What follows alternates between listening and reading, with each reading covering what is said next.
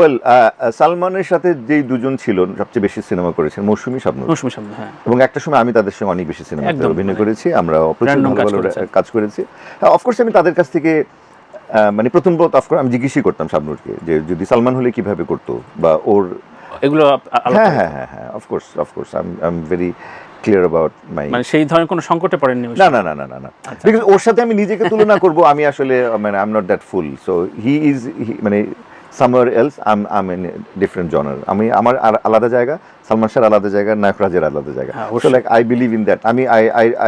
I don't believe in comparison, যে কারোর সঙ্গে তুলনা, কোনো মানুষের সাথে আরেকটা মানুষের সাথে তুলনা হয় না। এবং আমি সেই প্রশ্ন বা সেই বিব্রতকর জায়গা আমি নিতে চাই না, এটা আসলে খুব খেলো প্রশ্ন হয়ে যায় কম্পারিজনের জায়গাটায়। বাসু চ্যাটার্জি এবং এদের সাথে সখ্যতা, এবং আপনি কি বুঝেছিলেন যে এটা আমার একটা টেক্কা বা ট্রাম্প কার্ড হতে যাচ্ছে?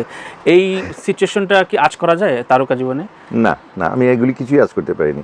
আমি আসলে বুঝতেই পারছিলাম না যে আমাকে কি হচ্ছে। আমার মনে হচ্ছিল যে কিছুই হবে না। আমার যখন হঠাৎ বৃষ্টির জন্য বাসুদা আমাকে সিলেক্ট করে ফেললো, আমি যখন প্রথম কলকাতা যাই, আমি যেতে যেতে ভাবছিলাম আমি যাওয়ার পরে আমি পারবো না অভিনয় করতে, তারপর বলবে নেক্সট ফ্লাইটে তুমি চলে যাও। তো আমার তখন ওই আত্মবিশ্বাসের জায়গাটা ঠুনকো ছিল। I was not at all confident, because আমার তো কোনো ব্যাকগ্রাউন্ড নেই, আমি তো জীবনে অভিনয় করিনি। তারপর বললেন যে অনেকে না করেছিল। হ্যাঁ, অনেকে নাকি না করেছিল আপনাকে, মানে যেতে তো অনেকে না, সবাই না করেছিল, সবাই মোটামুটি 99.9%ই না করেছিল।